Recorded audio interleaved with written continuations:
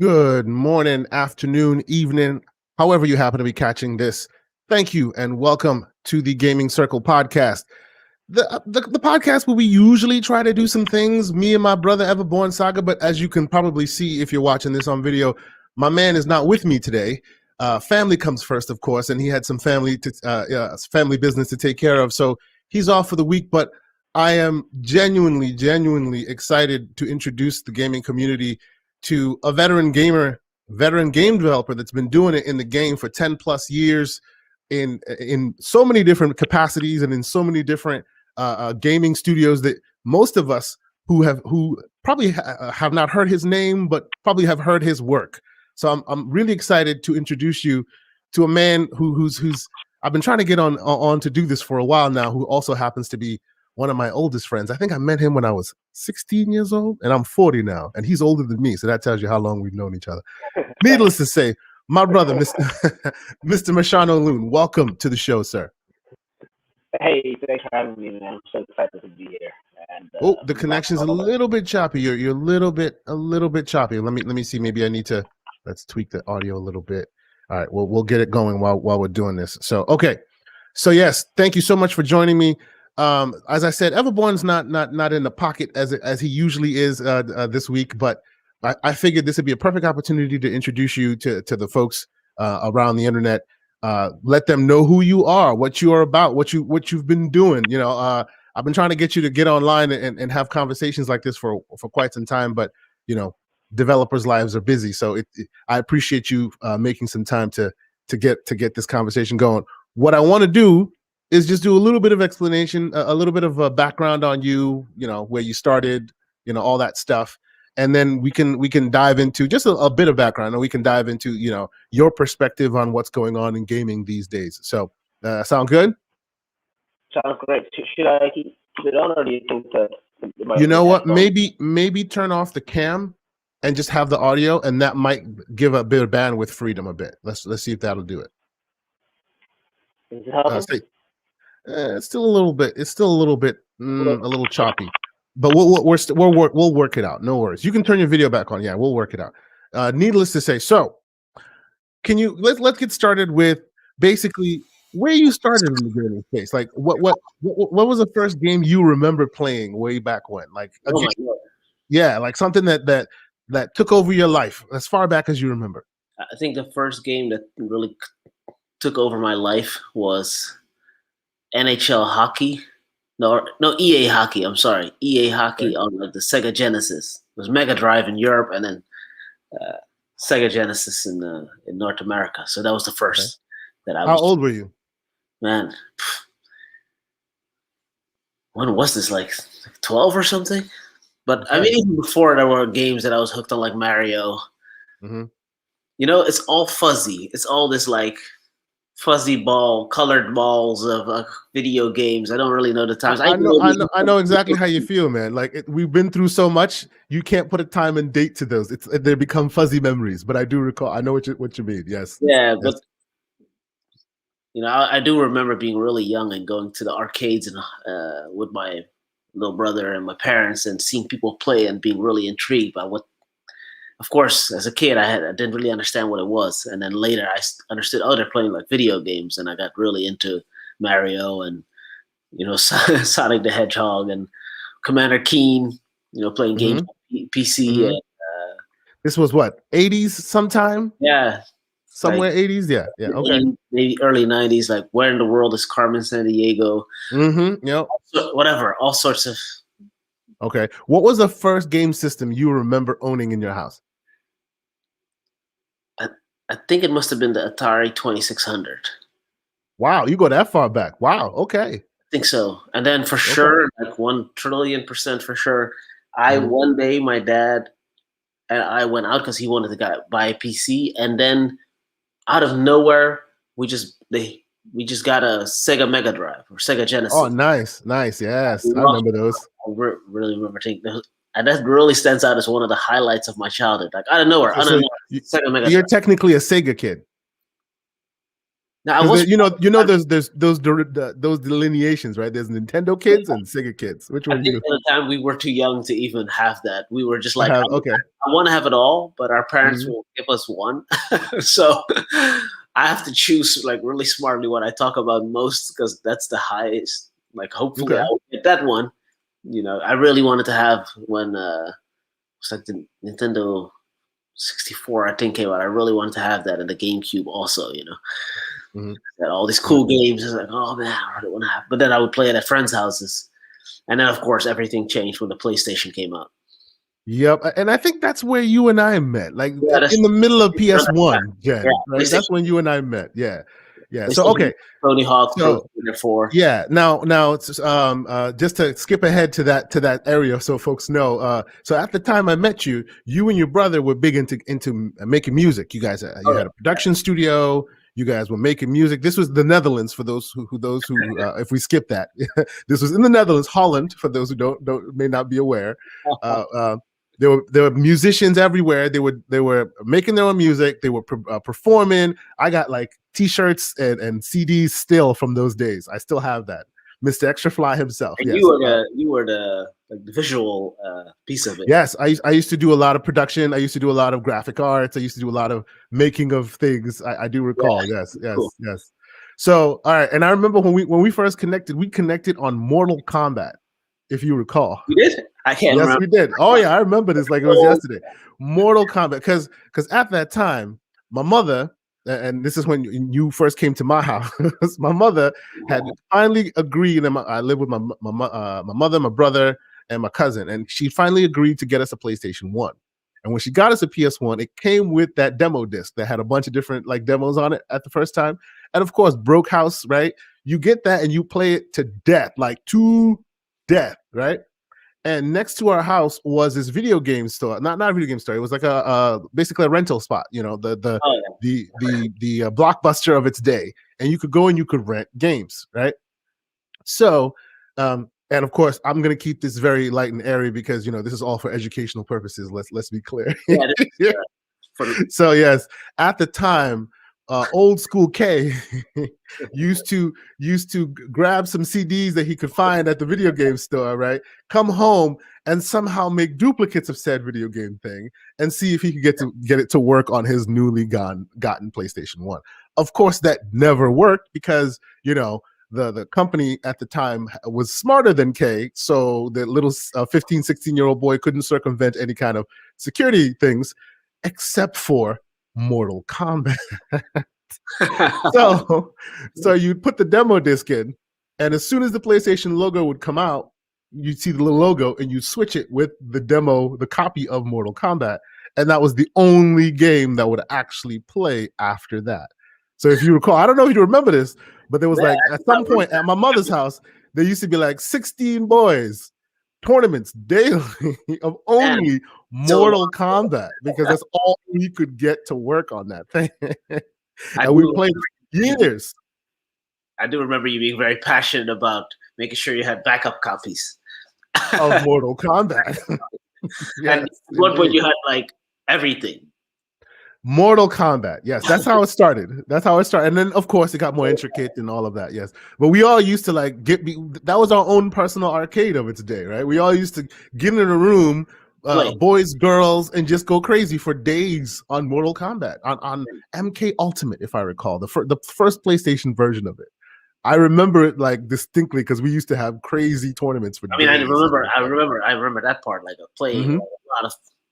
We hung up, just played so much, and people would come. Random people would show up. And we played some more. They were invited, or they would just show up and play, hang out.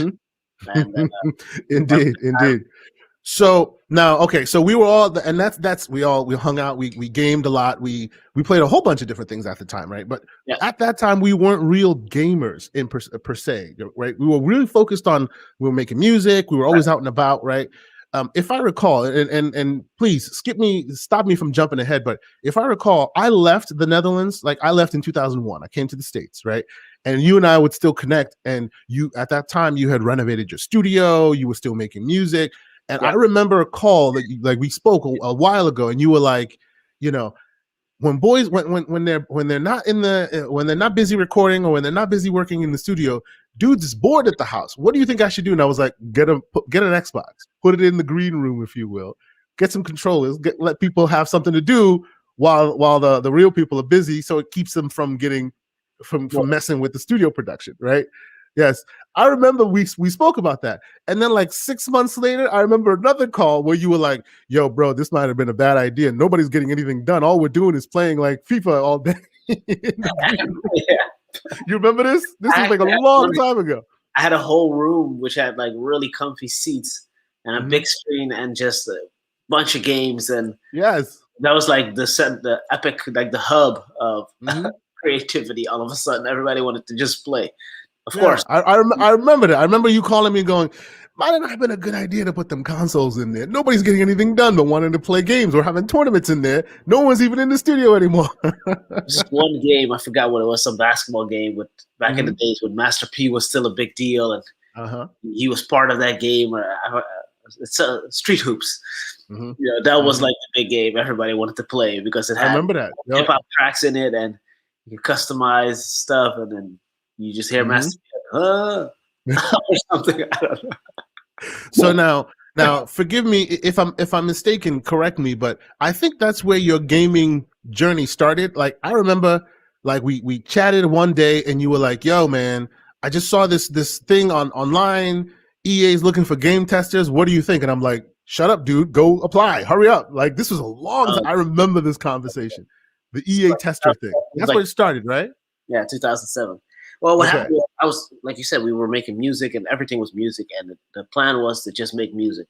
So we made music and released an album and performing. And it was lots of fun. But mainly I was, you were involved. And, of course, at one point you left. And my brother was a really big part of that. And at one point, my brother was like, hey, this is a lot of fun. But like, I have to start thinking long serious. Like a real career. And I was like, what do you mean real career? This is it. We're gonna make music, right? We're gonna get rich and be like the next Dr. Dre, and he was like, I really want to go back to school. So he decided, hey, I want to go back to school. He already loved music, so he wanted to study media and entertainment and stuff like that. And so he did that, and that's around that time that when we were talking, that I was thinking like, I cannot come up with anything that I would want to do. I don't want to become an accountant. It sounds like horrible. And you know what happened was another mutual friend of ours, Derek, he told me about this thing called Gears of War. So, at the time I was dating this girl and she was super sweet, and she out of nowhere as a surprise bought me an Xbox 360. Nice. And I was thinking about getting it already, period, but at the time, I was having some crappy job. So I was like saving up for it. And she just surprised me with it. And Derek was like, oh man, you got to get Gears of War. And I had never heard of that. Gears of War. It meant nothing to me. So he convinced me to get it. And in that time we were also talking about it. And Gears of War, the one I bought, came with like the making of Gears of War. Oh, it came with like a documentary. Okay. Yeah, like a little, like maybe 30-minute behind the scenes. That was my first time seeing people make games. Making games, like, yeah. What the hell? So I'm saying like, oh no, the camera should be a bit more there, and the gun should be like this, or whatever they were talking. So around that time, we had that talk, and I had sent an email to this one Dutch video game studio I could find in my city. I sent him an email, and some guy named Mike replied, like, hey, I'm Mike. I'm a producer here. We're not hiring anybody, but you should think about being a tester. So that's when we had that talk. Like, hey, cool. You got to find Mike and give him some props, man. That man put you on a path. We find Mike. Mike, he had a really big influence on my life. You need to find him and throw him some bucks or something. He really put you on a path. 500, like, hey, here you go. Bro. Hey, here you go, bro. So he was like, oh yeah, just try testing, and I was like, well, we always played EA Sports games, so I was like, I literally did a search. Right. Tester EA, and then it said test whatever job site. So I went on there, I applied, I got a message saying, oh, we're not hiring anybody now. And then a few months later, we were in contact again, and they said like, hey, we're hiring testers now. At the time, I was working in one of the crappiest jobs of all time, where my nickname was the Copy King. Like I had a few buddies who worked there who called me the Copy King because I spent about 90% of my day at a like a Xerox machine. Oh wow. Okay. So they were clowning you. And if you had to go to like the cafeteria, you had to pass the Xerox machine. So I was there all the time. So every time they went for coffee, hey, what's up, Copy King? What are you doing, man? You doing? So you were like in hate. You were ready to be out already anyway. These dudes, Mhm. basically, I strangled them. Okay. They're always like having fun, and because it was like at a university, and I had to prepare paperwork and help like Okay. professors. Like, oh my god! And I remember sitting there one day saying, God, I don't know what, I don't know how. But you Please, got to get the hell out of here. this cannot be the story of my life. Yeah. Of course, the music thing Okay. died down because my brother was at, still messing around, but nothing serious. Mhm. And then that conversation with EA started again, and they were like, hey, would you have time to have a talk? I took this as serious as maybe somebody would take, like, I don't know, getting married or something like huge, like totally prepared. Like, dude, I prepared for like a week for that call. I would be. Hell yeah. I was like, this is my one shot, Why does the 8 Mile music start right now? I mean, Just triggers. yeah, really triggered. So I had that call, and then like 2 days later, I was at that boring job, and my phone rang, and I saw this like plus 34. I was like, what the hell? Oh wait, that's EA, because they were in Spain. So I answered, and it was this was the call, super dry. Machado, this is Andy. I just want to let you know we'd like to hire you for the tester position. I was like, what? You know how I am, right? Over the top. You want to hire me? You serious about this? Yes, we are serious about hiring you. How does the 1st of June? So you mean you 1st of June? I would start at Electronic Arts. Yes, the 1st of June would be your first day. Like this was the conversation. Like I was hype as hell. He couldn't care less. Yeah. And later I understood why he couldn't care less because well, hold up now. Don't blow past this. They hired you, and you needed to leave Netherlands, the country you've lived in your entire life, and move where? Madrid. Madrid, Spain, where no one speaks a lick of English, and you speak no Spanish. Yeah, well, they didn't tell me that part. So so they were in Madrid. I sold all my stuff, sold my crappy car, sold a bunch of things, got a storage that I still have to this day. Okay. With all my Dutch stuff, like all the old boxes of old video games, Source and magazine. a whole bunch of music that we probably will never listen to again. A lot of stuff with you on it too. Like yeah, I remember lots of like that rack with the sampler and all that stuff. Oh yeah, speakers, computers, and I just showed up, and I'm assuming, I don't know why. Oh, everybody speaks English. I get to the airport. I walk out. I can remember this, like stepping out of the airport, like this is the start of something, but I didn't know of what. I go to the guy and the taxi driver. I'm like, hey, excuse me, could you? I need to go to say, hey, no hablo español, no hablo inglés. ¿Qué quieres? ¿Dónde? I'm like, do you speak English? English? No. I'm like, oh. Then I'm like, man, I ran into the one guy who doesn't speak English. Okay, get to the hotel. Hey, how are you? I'm here to check in. Hola, buenos dias. I was like, okay. And I'm like, wow, they really love their language. Let's do this in English. So nobody spoke any English at all. Bro, within about 5 hours of being there, I was sitting in my hotel room like, what have I done? What have you done? Yeah. I went to get food at the Burger King, and I remember people kind of laughing because couldn't speak Spanish. And this is before iPhone. This is before smartphone translate. Hey, there's none of that. You like out there, no apps, no nothing. You know what they had? I don't know if you remember something called, I think it was called Babelfish or something. Oh yeah, I remember Babel. Of course. Yeah. I think Yahoo owned it, and that's how I was. So I had to tell this lady, like, hey, there's an issue with my lock in my hotel room. I need you to take my luggage and put it in your safety rooms or secure room so I can pick it up. And I needed to do this. Took 3 hours. She barely got, because the translation quality was so bad, right? So that was my start. Now, for viewers of this program, this is going to become a bit of a pattern here. Right? You get a job, you move to a country where you speak no other language. That keeps happening. Several times. It happens, like, because I've obviously we've been friends for a long time. I've been paying attention. I'm like, where is he going to move now? It's got to be someplace where the language is completely foreign, because that's the only way he will get the job for some Yeah, reason. it has to be some crazy place, like. So yeah, continue. So you got to EA, right? You started getting around, and how quickly did you kind of figure out this gaming thing? Because this is you fresh off the boat, into EA. Wow. Then what? I remember, I was so ambitious. I was there an hour early. Mm-hmm. Oh yeah, of course. You're either an hour early or you're an hour late. Yeah, hour early, hour late. Huge door, EA, and I really was, dude. It was like being in Hollywood or something, like backstage, like movie. I get in there, and some guy literally does this. I'll never forget it. All right, it was me and a bunch of punks on the couch, all newbies, and day one. All right, chop, chop, let's go. We're going to this room. I was like, who the hell's this guy? We're there, and he's like, okay, so just to make it clear, everybody here is on a 6-month temporary contract. We will not be extending any contracts. And you know me, I'm already like, yeah, I actually don't have a plan B. Like it's kind of video game. Yeah.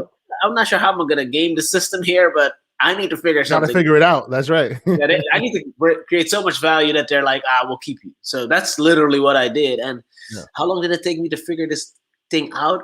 Honestly, the first 6 months, 12 months, I was just some guy, tester 3731 at a desk.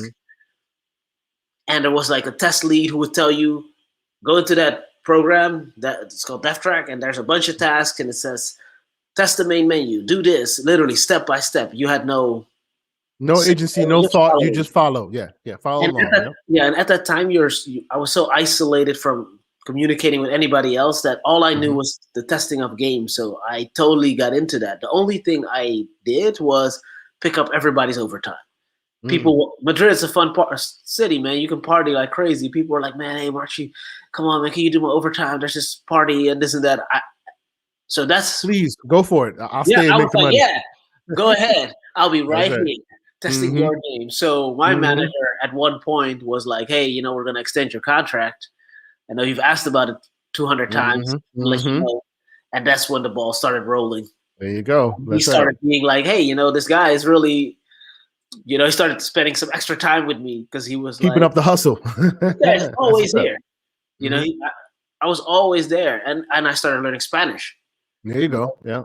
I had colleagues who would invite me to maybe a football game, and everybody's Spanish. Just me. And you got to learn. Remember, I went through something similar when I first went to Netherlands, right? First 6 months, I had to learn Dutch. Everyone speaks Dutch. People making fun of you, knowing they're making fun of you. You don't know what they're saying. You better learn. Right, So you just go along for the ride, and I'm just having entire evenings where I understand nothing. That's right. Yeah. And slowly I started developing my Spanish. So now let's skip forward 2 years in. I get promoted to a kind of a lead tester role. And this is where the story takes what you asked, when did you start kind of figuring out this game industry thing? Get on this, you have to be smart in this industry. And when there's opportunities, you have to take them or create them. So I got really lucky. I get on this project, Bulletstorm.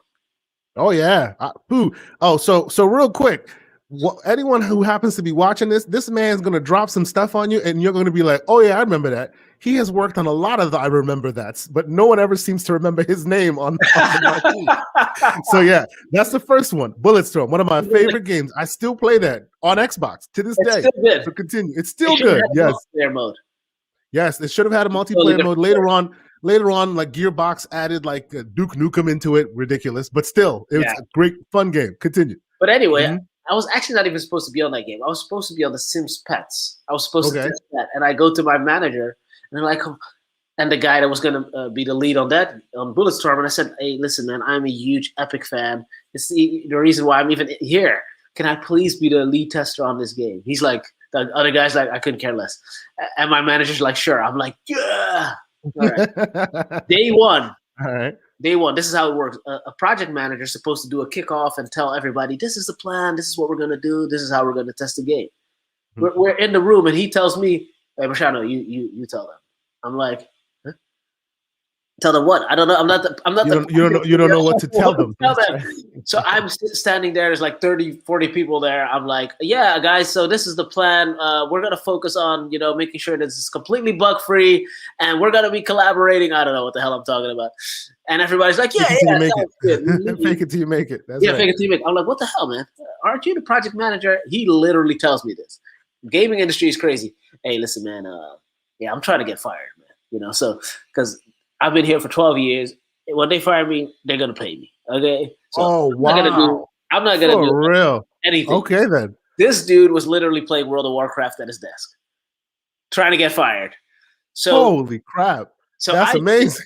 Yeah, no, dude, I got stories, man, crazy stories. And that dude got fired, and I remember that he outright bought an Audi A5, a white one.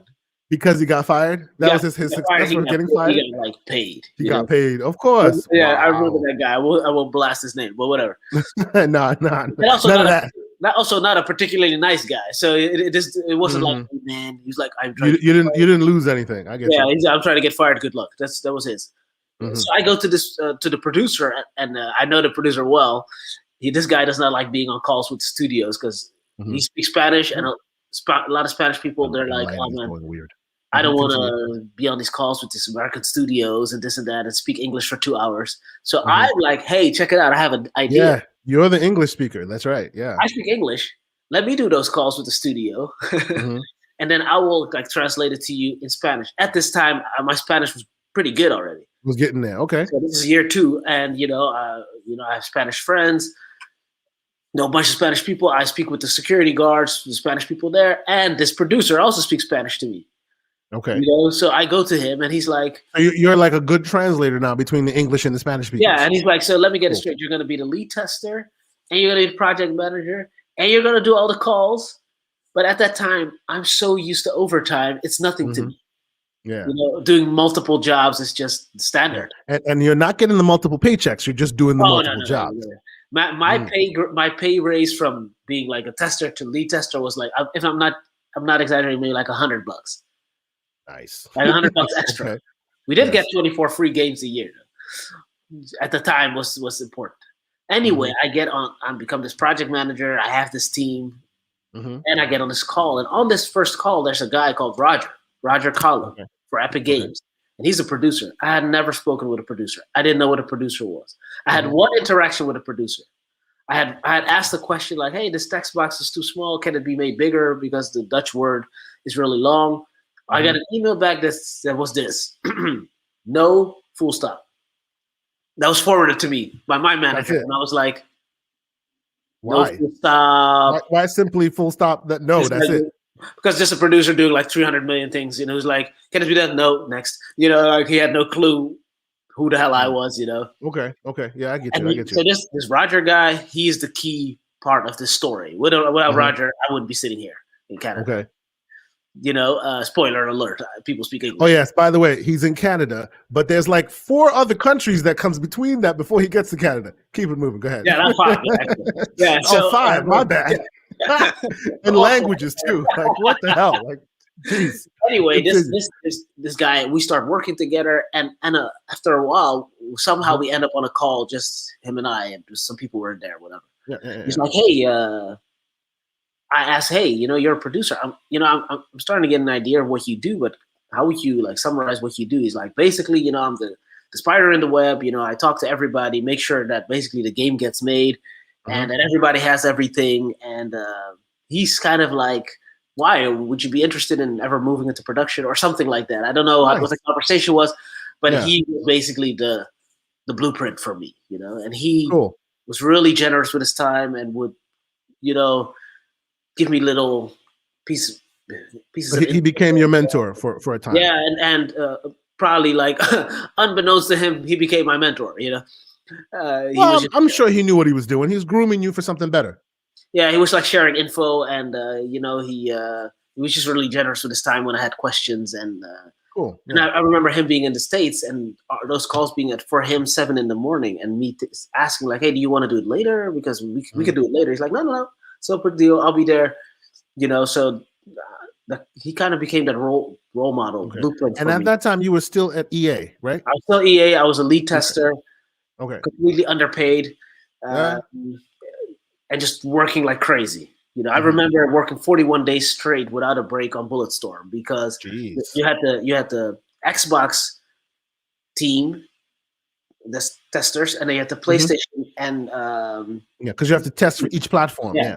So everybody was doing overtime at least 6 days, but the Xbox team would come in on Saturday and then the PC PlayStation team on Sunday. But I was the Mhm. lead, the manager, and I had to be there at security to say yes. And they had this weird system where you would be there, and then every tester would walk by, and then they would be like, "So and so, yeah, that's him. So and so, yeah, that's that girl." So like roll call. roll call every day. Oh, that's weird. Because Okay. they had this super strict Well, system. they were thinking people were gonna skip. Well, actually, what they did was they had some people come in dressed like normal people that were part of EA security team. Mhm. They got in and they took out a few builds out of the building. Oh And wow, so some shady stuff. Okay, I get you. they did that on purpose to show how weak the security there was. And since that security was okay. they got Understood. super tight on Okay. security. Yeah. So 41 days straight, Mhm. and this is the gaming industry. When I walked into EA that month, EA fired 1,000 people. Ooh, Like that wow. month or the month And this after. was during that time when they were consistently getting like the worst company to work for in America or something like that. Worst result ever. I remember they lost. I don't even know if it was $1 billion or $500 million, but they lost an insane amount of money in 1 year, and they just started cutting people. And all the people, every time the manager walked in, you'd see people like scared because the next shoe is about to drop. yeah, Oh, and then they would go to some guy's desk. Hey, Carl, do you have a second? Carl, this is boy. Carl. Yeah, I got a second. And then that's the last time you saw Carl. And you just see Carl again. He's out. Like, Carl's out. Man. That sucks, man. I came in there and then like, hey, by the way, where's Frank? Oh, Mm. you didn't hear? Yeah, Frank's gone. What? They fired Frank? He's been here for 12 years. Yeah, he's gone. Messed up, man. Okay. So, how did you transition? Like, what did you stay there? Did they can you, or did you like transition to? Yeah, how did you get to the next step? So I was there at EA. So now it's 4 years or whatever. Okay. And one day EA my 4 years. comes over. Give me throw some names out there. A couple games you may have worked on. Oh yeah. Don't let any NDAs hurt you. But yeah, this was all testing stuff. So it was was every like if you boot FIFA 10 and go to manager mode, your standard name will be either Mr. De Graaf, which was my colleague Matthijs, or Mr. Loen, because we changed. Okay, because you changed it to make it your names. That was really sneaky. We were really not allowed to do that, but we were also of course, just dropping some gems in there. I was every once in a while, still on Twitter. Every once in a while, new things come out. Oh, if you press this button, you press that button, some names show up on the screen. People were doing that all day. Yeah, all day so we would we put our like friend names in for like the reporter names for FIFA. So FIFA, Need for Speed. I think Need for Speed. What's it? I'm playing Need for Speed right now. We got the remake. Oh damn, man! What the hell? Need I didn't even notice that. I was just focused on you. I'm throwing a little bit of media on there for people to see. Yeah, that's sweet. Okay. I think it was Need for Speed to Run, and worked a bunch. Spent a lot of time working on Skate 2. Oh wow! Okay, that was a crazy project. So that was insane, out of control project. This is all on the testing side, So this is still not into the actual. Not even the dev part, just the testing stuff. But you're learning a bunch. So as you become project manager, you start getting emails that you normally don't receive. So you start learning. Oh, this is how they do. This is their roadmap. This is their plan. These are the people involved. This is how big the team is. The most infamous game I worked on there was NBA Elite 11. I remember that game. I played it on PC. NBA Elite. NBA Elite 11. The infamous NBA Elite 11. Oh my God, this was just. I was like lead tester on it or whatever, and that game was a shit show. So is that your fault? No, it was actually the studios. I'm just messing with you. Had they listened to us, actually, they could have saved themselves a lot of pain because I'm sure there are CDPR testers right now saying the same damn thing. He didn't say that. I did. Forgive me. Continue. I'm sure there are, but they got put on their bus so often. I'm not sure they're still there. So anyway, they had this issue where when you have a model in the game, it some information has to be loaded, like the moves and everything. And there was a bug where those moves were not loaded, and you saw the player just stand with his arms wide. He posed, yeah. And we reported this bug like once or twice, and then the demo came out, and then Andrew Bynum was standing in the middle of the court with his arms wide. Dude, Yep. the Black Jesus memes started coming in the next day, and I was getting them from inside of EA. Oh wow! We were Okay. like, oh man, you can see this LOL, from other teams and stuff like that that had nothing to do with us. And then, it was possible to play the demo. I think it was also out on PC probably. Mm-hmm. Then I remember playing it on PC. They canned it, right? Yeah, they ended. Yeah, I remember playing the game. I remember playing that demo on PC, and it never actually got a full release. That's when NBA started losing its steam at EA. I remember that. Yeah, and then NBA 2K was like, they were like, okay, it's time to clean up. Indeed. You want to do this thing with basically, like they were already doing great, but they were really like, it's over. They saw the blood in the water and started pouncing. Yeah, they're like, yeah, that's our ball now. This is our game now. So, but with titles like that, Godfather 2, and I don't know if you remember the game Spore. Oh, of course I remember Spore. Where you could like go from an amoeba to basically ruling the star systems if you want. Great game. Amazing game. And that was cool because when I was there, obviously, I saw things that weren't released to the public, like all these crazy modes, and then they end up cutting them. So cool. But anyway, the transition, one day I'm at the office, and I had this manager. We had like a little bit of a unique relationship. I like this guy. We both like basketball, but, hold up. What's up? My man Everborn Saga decided to join me in the chat. So I've been trying to get y'all two connected for a minute. And the minute he is not able to be on the show is the day we get you on. He's like, son of a. Yeah, I mean, y'all two are devs, so y'all have some connection that you can chat about. He's working on an independent game as well. That's right. You share each other's pain. So, what's up, Everborn? We look forward to having you back next week, and we'll hopefully reconnect with this brother, and y'all can connect. So, can't wait. Yes, continue. I'm sorry. Yes. Yeah. So you were saying we kind of had a testy relationship. And the way video games work, especially at that time, like 2008, 2009. Let's be real, it was a shit show. All these stories, Wild West, Wild West. All these stories that you heard, that you were like, are these true? Did people really work like that many? Oh yeah, it was really true. Like people hadn't seen that partner in forever. There was this famous EA's wife or EA's engineer's wife, this EA engineer's wife who wrote like this anonymous blog about the circumstances. It was really like that, so it was a little testy because as a now lead tester or project manager, I tried to kind of protect the team sometimes. And I think sometimes that those conversations maybe didn't go very, very well. Anyway, other than that, we were cool. We used to play basketball. One day this guy comes to my desk. He's like, you got a second? I'm like, I got all day, basically. I didn't say that, but I was basically thinking that, because I was living there. He's like, we're going in the elevator. I'm like, why are we going to the elevator? This guy's desk is at the other side of the building. I don't get it. Go into the elevator. We go into this like manager room, and there's somebody from HR there. And I'm really confused. And I was like, oh, this is about all the overtime stuff we were talking about, and we want to reduce it. How cool that this guy has gotten somebody from HR here so we can talk about how are we going to deal with all this overtime. Check this out. Marchiano, this is going to be your last day at Electronic Arts. I'm like, what? Oh, man. How are you talking about? Damn. Okay. I wanted less overtime, but not like all the way down to zero. I mean, it's funny now, but when you're like young and it's a shock. Devastating. Now all these things are funny memories. Now it's funny as hell because thanks a lot. Without him, I'd still be testing games. No disrespect. I hear you. I love video game testing. Well, it's where you start, but you got to keep it moving at some point. Yeah, I wanted to keep it. I was really passionate, and I was still thinking about all the stuff Roger taught me, and I was like, this production stuff seems interesting. Okay. And we had just wrapped up another hell project with Need for Speed to Run. I got some stories about that too. I played that as well. Yes, I played a lot of your games, man. Yeah, Anyway, NDAs. Continue. So this is how this works. 4.5 years, 4 years, didn't call in a sick one time. I came to that office with a fever because my lead said, we can't afford to miss you. And I remember sitting on a chair with a colleague of mine doing the checking of the bugs and me saying, it's fixed. No, that's still a bug because I was too messed up to type, dude. To see. Oh, man. And also nobody wanted to really be around because obviously I was a mess. Anyway. Due paying, man. One colleague was like, yeah, okay, on the Wii. I remember that. Not sick one day, always there, working overtime. Did they tell you why they canned you?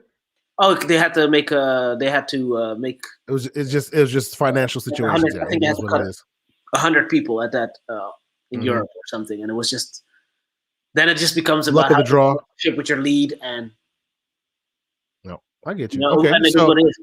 So this is mhm. how it works. They literally took my coat and walked me out. They won't let you stay. Yeah. 4 years doesn't matter, and I even went back because I had to sign something, and the head of their security was like telling me, "Hey, man, I was really not. I really think that's not okay, man. You're basically like family here." But that's the what's it called? The policy they have. Business, man. It's business. Yeah. I'm standing outside. Imagine this: 35 degrees in the middle of Madrid, 4 years. I don't know anybody other than people at EA in the industry. I don't know anybody. And they tossed you. And they tossed me, and I'm just standing there It's like, business. Yeah. first thing I did was call my mom. Can you imagine that? Mom, they just fired me. She was like, what? And I went home, and luckily, Mm. when I was promoted to lead tester, the guy that left went to a company. And that company didn't work out. It was a video game studio. But the guy that was his manager, the founder of that studio, they were still in contact. And he was saying, like, hey, I'm looking for somebody for production because he moved to Ubisoft. Then that guy that I used to work with, whose job I ultimately took over because he left, he said, "Oh, you should talk to Marchiano. I think he could do. Very He close could knit be community. Nice. he could be maybe a good guy." So this guy calls me out of nowhere. So you've been let go. I'm You let go. went back home. You're Pack sad. my You're stuff. at the house. You're packing your stuff. You're still in Madrid, but you're about to make your way back to the No, Netherlands. And you get a call. I packed my stuff. I moved back to Holland. Oh, so you did move. Okay. So I was there for like I was like in that transition phase. Out of nowhere, I get a call. Mm-hmm. It's like, hey, this is Frank. Have you ever considered emailed me or called me? I can't remember. We definitely talked. Have you ever considered going into production and working at Ubisoft? Nice. I was like, I have. Every day when I wake up, and then it's all gone, right? Yeah, every day, and then there's nothing when I wake up. That's So right. we start talking. He's a super nice guy. He's with Riot now in Los Angeles. We're Nice. still in touch. Really, really, really great guy. Learned a bunch of stuff from him, and that's how the all The the Ubisoft weird connection. countries and different languages and all this stuff really So started. okay. Production. So if we go full detail, we'll be here for 3 hours. Yeah. Let's get a high overview. So really, it went from Holland, where you were born and raised. Yeah. Got a job EA tester in Madrid, Spain. Yeah. Worked there for 4 years. Got canned. Luck of the draw. Went to Ubisoft. Where? So this was in Germany. Germany, where you spoke no German. My German was really bad, and yeah, I mean Dutch is close to German, but still a little bit, but I wasn't good. How long did you stay at Ubisoft for? So that was like, let's say that was about a year. It was like a year and a half, or something like that. Mm-hmm. Yeah, it was something like that. A year and a half project. Okay. Then and rough games that you touched that maybe people might know. So this was like a classic game nobody will ever hear of. So when you think of Ubisoft, you think like the new Assassin's Creed. Mm-hmm. But they throw so much to the wall. They try so much stuff, and I was on try so much stuff. This game. Where were you? What was it? Called Panzer General. Panzer General. It was like Hearthstone. Panzer General Online. It was Hearthstone basically. Tanks, like actual tanks that would appear, shoot. So basically, a card game, but with visualizations when you pull the card out. So instead of like seeing like characters or just cards, you would see the card and a tank. Okay, and they never shipped it. They soft launched it and then just at one point decided to kill it. Okay, that's what they do. They try stuff, and then you just have a conversation, and it's like, hey, and they still went on a little bit, but luckily, I still had a relationship with Epic, and at the time. For those counting, it's been Ubisoft, EA, and now we're going to Epic. Continue. So check this out. I'm actually, believe it or not, I'm in Tokyo, Japan. Okay. Actually in Tokyo, Japan, because I was at the G-Star in Korea with Ubisoft. One of the really perks of having that job, travel. And then I was talking to Epic, and the deal was that they were looking for some temporary support on this new, and let me quote them, little game we're working on called Fortnite. So there you go. Okay. It's gonna be the best free-to-play single-player experience ever. Best single-player experience ever. Ever. Okay. Yeah. Single player.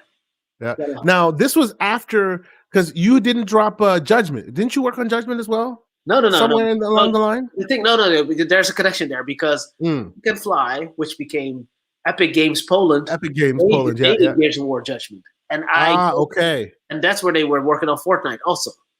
Okay, so you kind of double dipped a little bit because you happened to be there. Those guys there that I was working with made it, and Okay. so that's where the whole Gears of War story comes full circle. I show up there in Poland, Mm-hmm. in the Poland. winter. That's another one. There you go. Keep it going. Yes. Another country where no one speaks English and everyone speaks their own language when you show up. They say "Dzień dobry," I think, for thank you, or I hope it is thank you. I don't know, but anyway, or you just swore and insulted some people. Let's keep it maybe moving. I insulted someone. So Continue, I show up there, and then they have this game, but also they sometimes play like multiplayer mode, and people really like this multiplayer mode. And I I think people in the whole company like the multiplayer mode than the single player mode. And I think that's where the whole, okay, let's go. When I was there, they were having those conversations like PUBG, Battle Royale. Hey, is there a connection here? And then I got to work with Roger again, Okay. Yeah, because he'd moved to Epic at that time. Yeah, because he was still at Epic. He was still at Epic, and they did Bulletstorm, and they did Bulletstorm with that People Can Fly studio. And that's how they ended up buying. And for those paying attention, that's where you get Outriders, and that's why it plays a lot like Gears of War. Continue. And another little nugget is that Bulletstorm 1 had a multiplayer mode. Because I asked when I got there, I was like, "Hey, you guys should have made a multiplayer mode." Yeah, we had a multiplayer mode, but we just couldn't make it with the schedule. So it was just something they took out. And then I was like, "Are you guys gonna do Bulletstorm 2?" And we were like, "They should have. We really want to make Bulletstorm 2." So 2 little nuggets is that when I got there, Epic said there's going to be a call at 12. Everybody be on it. So I'm on it. And they say, we just sold all our Gears of War IP to Microsoft. Oh my God. So that was the day you got there. That was like the month I got there. That's freaking hilarious. I wanted to be there to work on Gears of War. Okay. And then they sold it all. I didn't care about Fortnite at all. I was like, yeah, whatever. Of course. Fortnite was amazing. I was like, oh, I get to work on Gears of War. It's gonna come full circle, baby. Yeah. And then you show up and they're like, they sold it all to Microsoft. They said they sold it. They also said, and I also heard that they were not gonna do Bulletstorm 2. And I was like, oh my God, what are they gonna work on? And they went all in on Fortnite. They said we sold it so that we have enough money to pay all the salaries and we can make the best Fortnite possible. We really believe this is it. And I was like, you're gonna do Fortnite over Gears of War? Come on, man. Hindsight, oh boy. Yeah, hindsight. I was like, the day Fortnite, and that's not the disrespect Gears, because where Microsoft has taken it, in my opinion, is very good. Like the games are awesome, but Fortnite it is not. Yeah, no, it's not Fortnite. But for us, like pure gamers, Gears is amazing.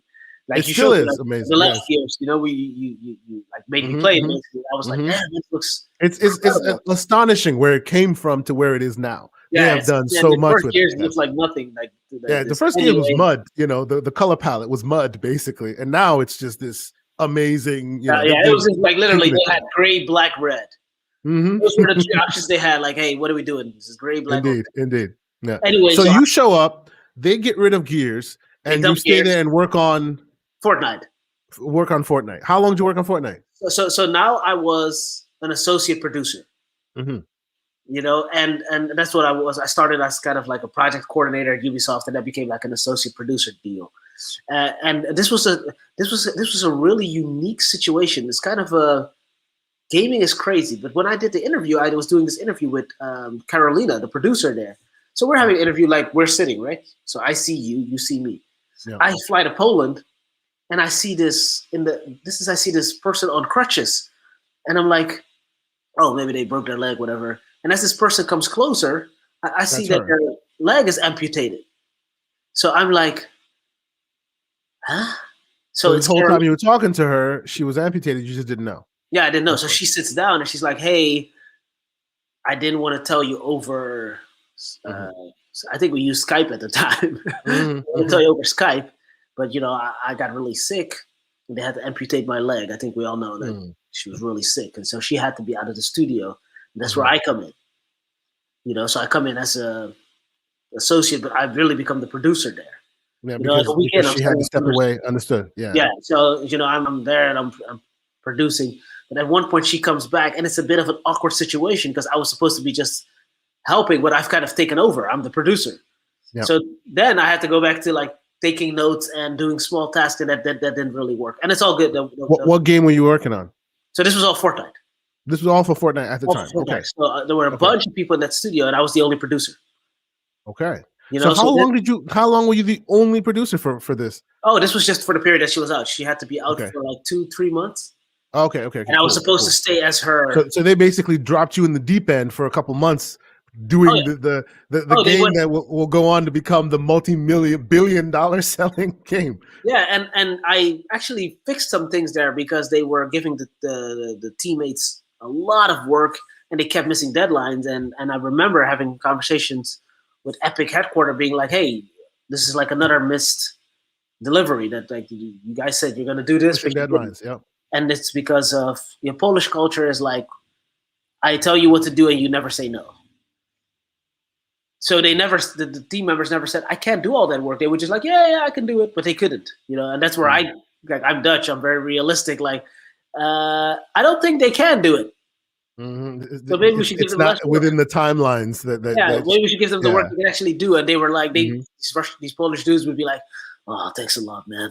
Thanks. They just would never say that. You're saving their butt. Okay. Like, I mean, I could not do that work, bro. So anyway, that didn't really work out. Okay. So Epic, Fortnite, and how long did you stay at Epic in general? Oh no! This I was supposed to stay there for the entirety of Fortnite, but when the producer came back, I remember he made it awkward. Yeah. Yeah, she was like, "Hey, Marcy, do you mind taking some notes?" And I was like, "Huh?" I kind of ran the whole show. So it was a little bit awkward, and we actually acknowledged like this is a little awkward. Maybe this is not the best setup. And if I think about it, it would have really helped me back big time to sit there and take notes. Punch in like since you already got the role, you want to keep that role. I want to be the producer, but I also didn't want to be like, I want your job. So so I'm there for like that period that she was out, and luckily, I went back to Germany. There's a pattern here. I live somewhere, I go back to the place I go to her place. Yeah. So then I end up at Miniclip. I don't know. Miniclip. I love, bro. Miniclip brought us the greatest game on earth, Plants vs. Zombies, which EA completely ruined. It's neither here nor there. But Plants vs. Zombies was Miniclip. Nobody will take that ever away from them. And that game also was like multi-billion-dollar selling for a time before EA ran it out, but still, yes. I know Miniclip.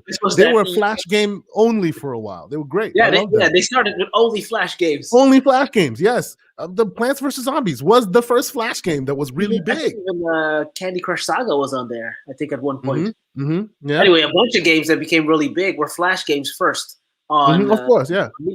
But at the time that I joined Miniclip, they were a mobile studio already. They had this game called 8-Ball Pool. Okay. So they have these games where you. This was your transition towards more mobile development. This was my transition to mobile development. So I moved to Portugal. So now I find again that is Holland, Germany, Poland. No. Oh wait, Holland, Madrid, Germany, Poland, and Portugal. So I go there. Okay. And each of them have their own languages you don't understand when you first get there. I just want people to understand the pattern here. But continue. All right. So I get there, and of course, I'm like, I speak Spanish. Let's see how this goes. I get there, I'm like, what? Yeah. They speak Portuguese, not Spanish. Totally different. I'm like, oh my God, no. Yeah, here we go again. Scratch again. This sucks. And those languages are so similar that it makes it even harder because you're constantly like, is that the same?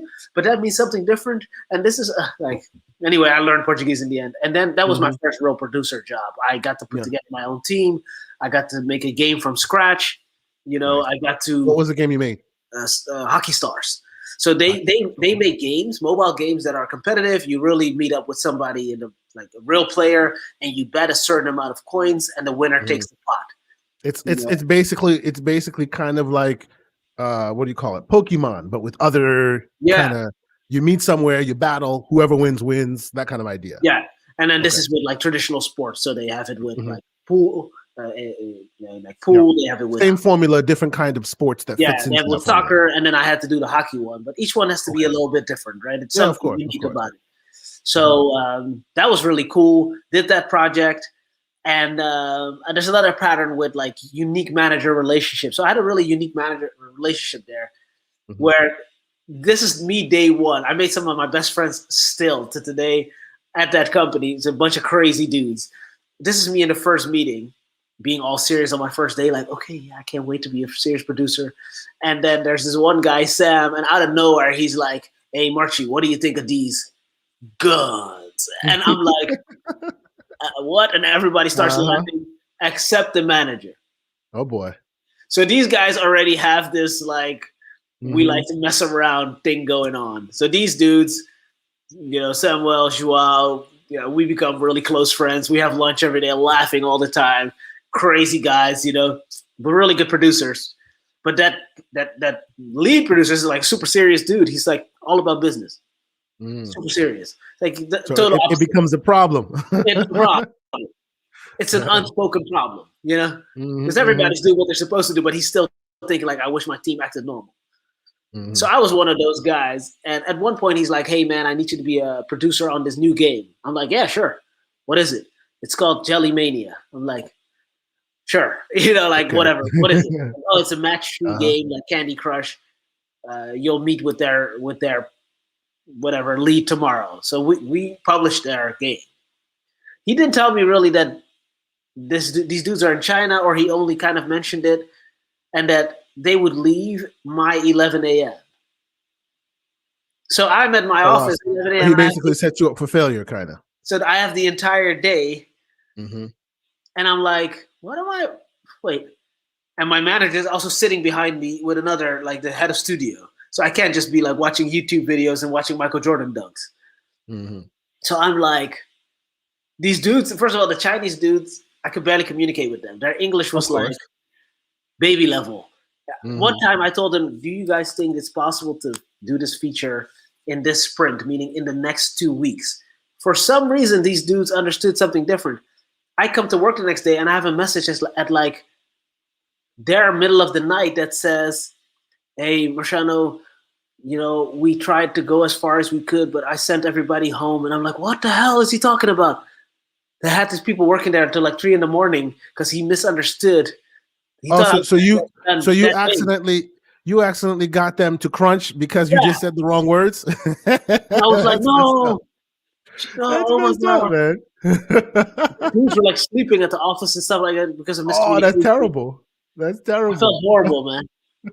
Anyway, to make a long story short, the way they worked was like they would look at Candy Crush and wait for whatever Candy Crush released and then put it in the game. So I had a non-existent role. I came up with all this design stuff. You should do this. You should try that. They were like, yeah, we want to wait for Candy Crush. Okay.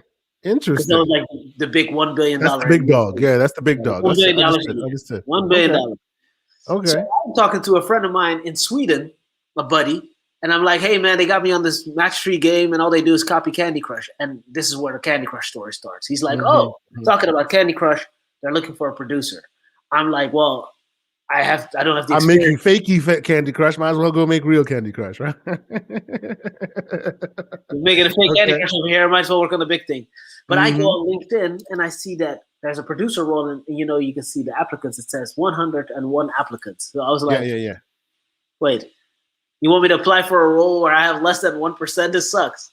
He's like, just give me your CV. He sends me a message, change this and change that, and get it to me. A funny story is that I had reached out to the recruiter of Candy Crush, and that dude like ignored me. You know, I wrote him like, "Hey man, I'd love to work on Candy."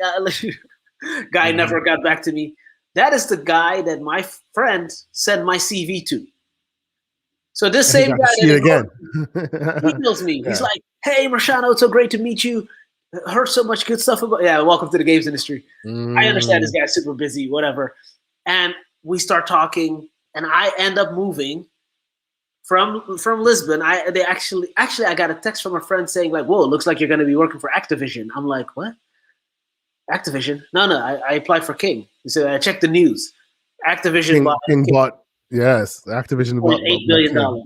Yeah, day, the day that I was announced on Kotaku was the day I got my offer. Interesting. So they hire you, and then also get sold to Activision. That's some crazy madness, man. Everything will stay the same. They said, I mean, we could do a podcast just on the $1 billion business of Candy Crush and all the crazy stuff that goes on over there. Anyway, I moved to Stockholm, Sweden. Okay, so that's 6 countries now. Continue. They speak Swedish. Also with a different language. They speak Swedish. I did speak. Now, a quick side note. Since you've done all that now, you live in Canada now. Do you still speak all those other languages? Oh, yeah. My Spanish is still good. Your Spanish is good. Portuguese is good. German is good. Polish. Polish is nothing.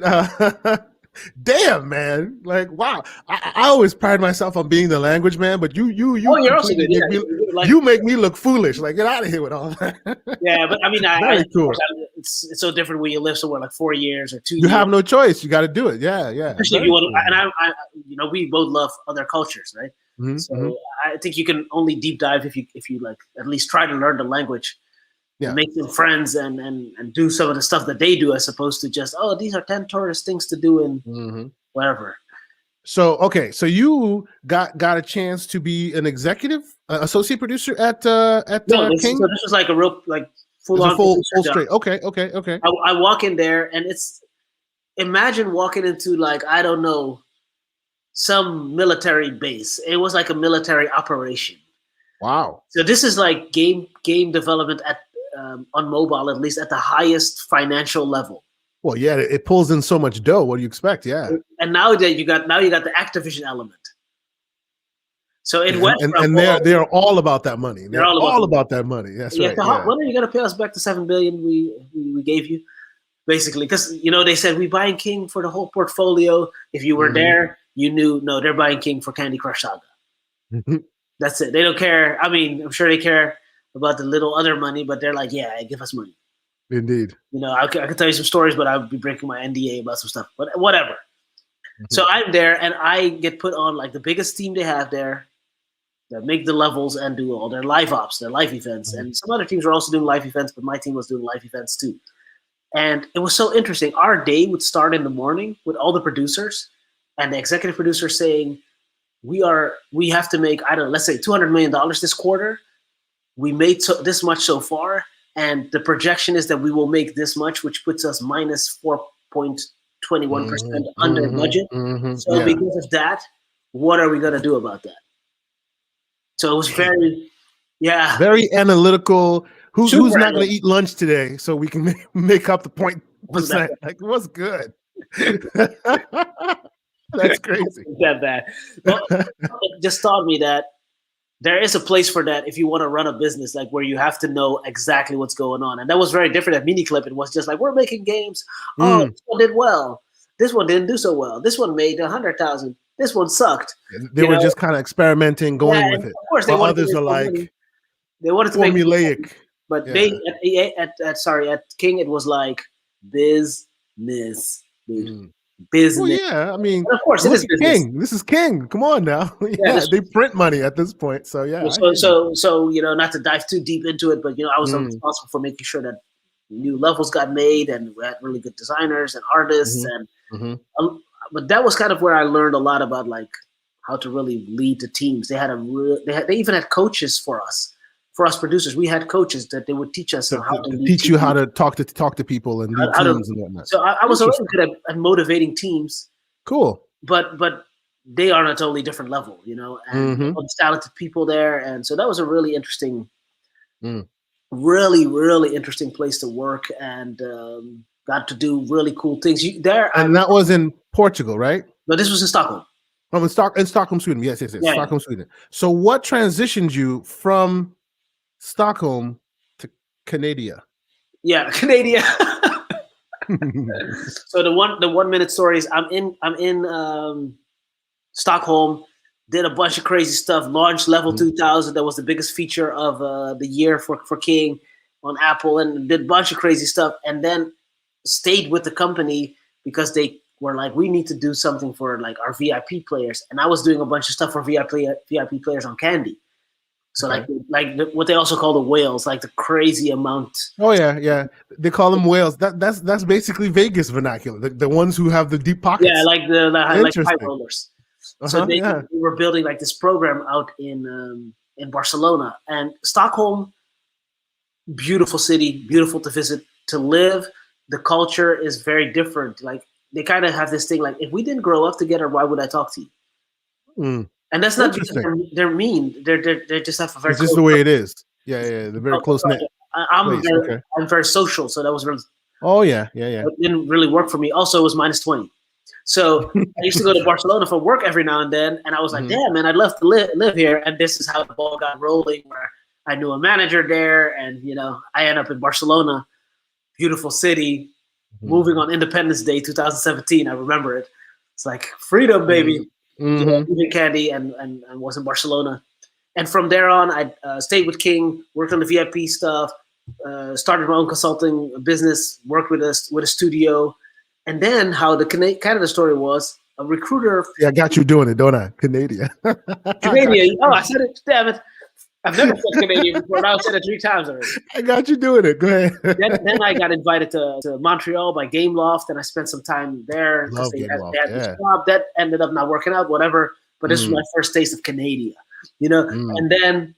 And Gameloft was like the big dog in the beginning of iOS. They were the big dog. Oh yeah, they were copying everything. They made the first like real good Halo clone on mobile. Like it was really good. Clone masters, dude.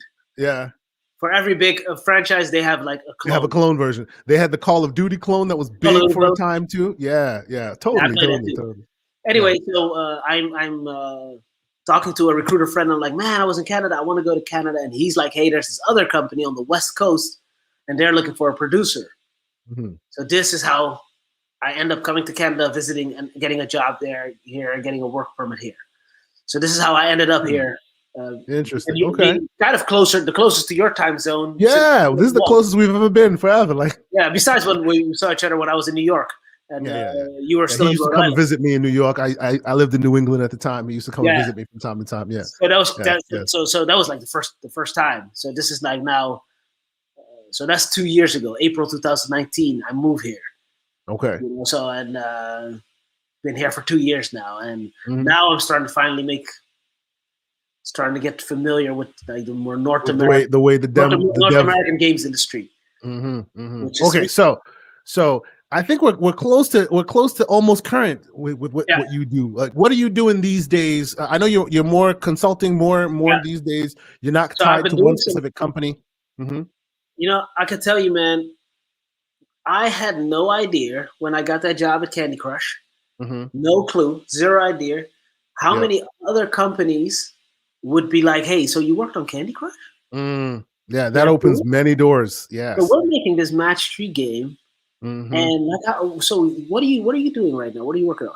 So, if I'm not mistaken, you working on Candy Crush all of a sudden makes you the one-eyed man in the Valley of the Blind, right? Like everybody wants you at this point, right? I suspect as much. Am I wrong? Because you would think that is the whale, that is the franchise, right? How do you guys make all of that? How do you print the money? Do you have it in your backyard? Can I come and join? We used to make jokes at EA that we had like midgets working in the basement printing money. For real, that's great. Yeah, there's actually if you go the elevator, you go to the. You go down, you'll see the green midgets. There's a man with a red hat. Yeah, give him a high five. And he'll hook you up, right? There's a midget. Just ask for the master midget. Okay? So since that time, you've transitioned to Canada, and you've been here doing you've been in Canada doing a lot of consulting work, right? A lot of consulting stuff. Yeah, and that brings us currently to basically where you are right now, doing a lot of consulting for various companies, right? Yeah. So the situation now is like I'm doing a bunch of consulting, but I'm also Mhm. talking to a bunch of game studios about really coming on. There's some Mhm. really interesting roles out there, and Mhm. Mhm. it is all set up from that. Oh, you worked on this one game, or Mhm. Yeah. Oh yeah. you did something on. Mhm. Weren't you like Yeah. you did something with Fortnite? Even if you've been there for, you know how this works is like the way they see it's like it's better to have spent 3 months with Tom Brady then you Mhm. must know something about making Yep. Yep. championships. You And smelled the same air he did, so you must know how he yeah, does you what he must know does. Yes. something. Yes. Yes. And Indeed. yeah, and okay, one thing is like on Fortnite at the time it was already overtime every day, Mhm. but still like this business is like you said, it's very much like title driven, and it's IP driven. It's like oh, this Yeah. huge. Like, we That see this that with is like that is basically corporate. Corporate is always about the title. The title usually doesn't mean much because many people can get that title in other ways. But the yeah, fact that the title is yours and can't be taken away opens doors that you would not have been able to open yeah. before. No, It's the weirdest thing. man, I can talk. I can send an email to like a CEO at a huge company and get a reply. Yeah, because you've had that title. Because you've had that. Oh, you worked on That's that game. right. That's So right. and That's they were right. like, "Oh, Okay. let's chat." And Yeah. then you're talking to some guy who runs like Yeah. some studio.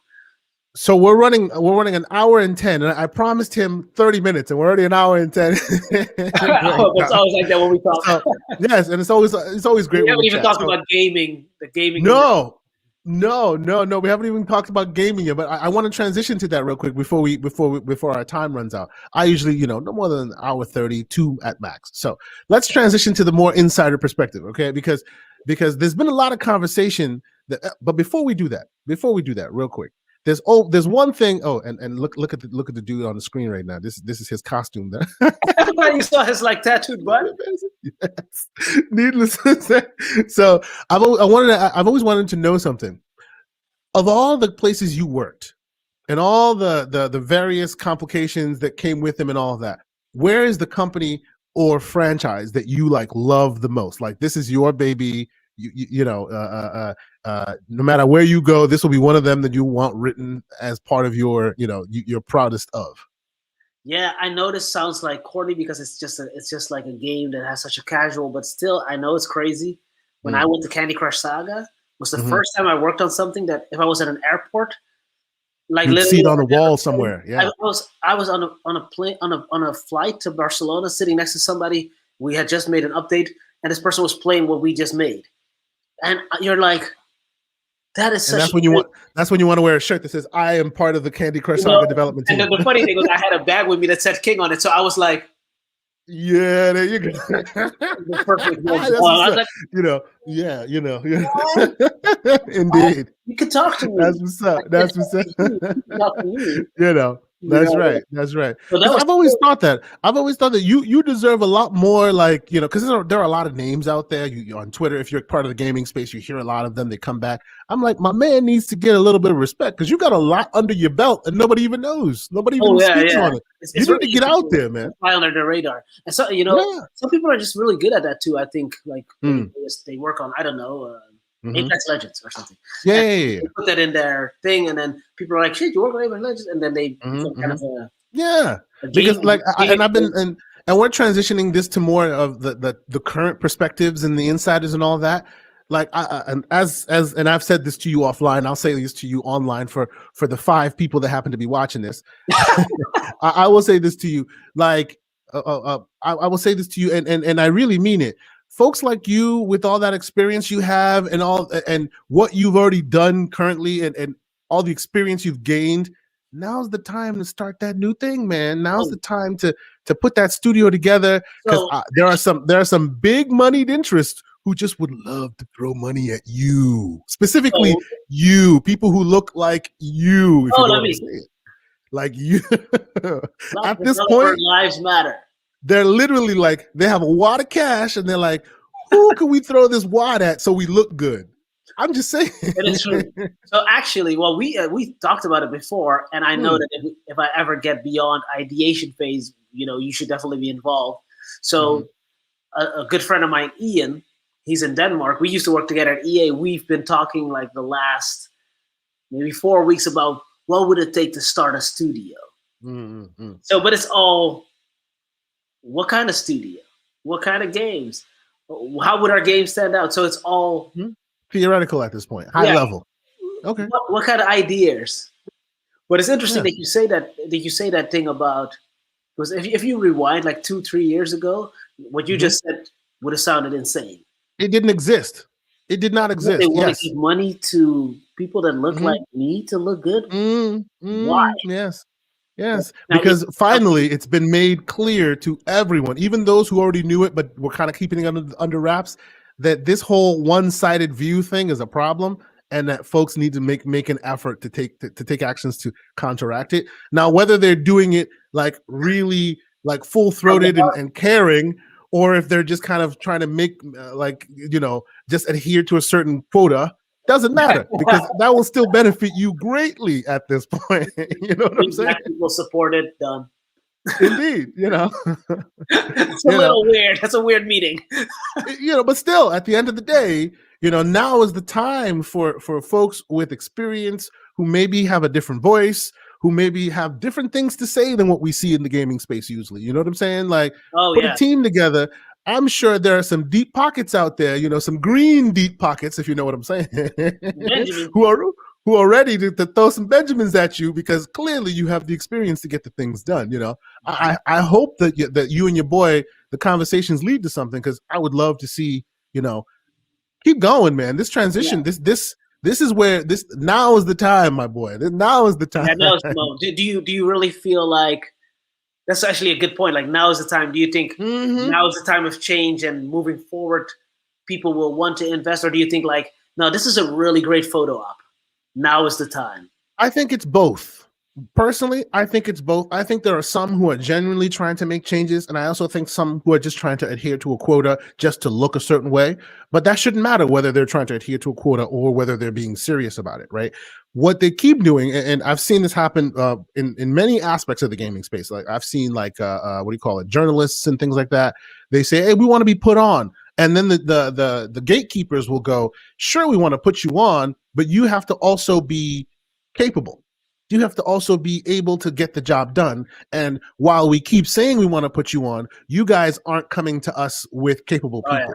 It's an excuse, but sometimes it's a valid excuse. It is definitely an excuse, but it's a valid excuse. So where my fear lies is there right now, those folks who have the deep pockets are right now going, "Hey, we would love to throw that at some people of color, people with different voices, this and that." If the folks of color, because what do they call it? Luck is when preparation meets opportunity. When the preparation isn't there and that window of opportunity passes you by, then they get to say, "Well, we put it out there. We didn't get too many people to bite the nugget. So back to California, back to the same old, same old." You know what I mean?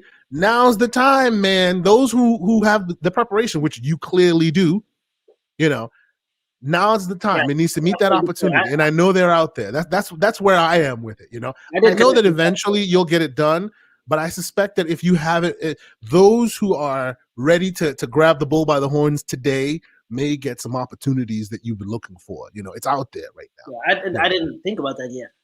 Yeah, it's out there right now. Us as like kind of underrepresented people, it's sometimes we just. That's like the status quo. We just don't even think about. We just keep it moving. Yeah, it's built into the situation. Just keep it moving. I hear you. Yeah, we're like, we'll just keep going.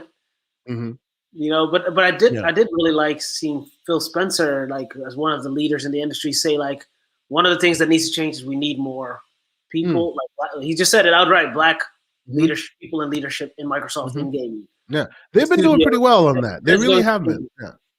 So I'm not saying they're like out there like throwing bucks at everybody, but they're out there at least talking the talk. I don't know if they're walking the walk, but from everything we've heard so far, there've been some interesting moving and shaking going on. I don't know if you've ever. I think I shared that with you.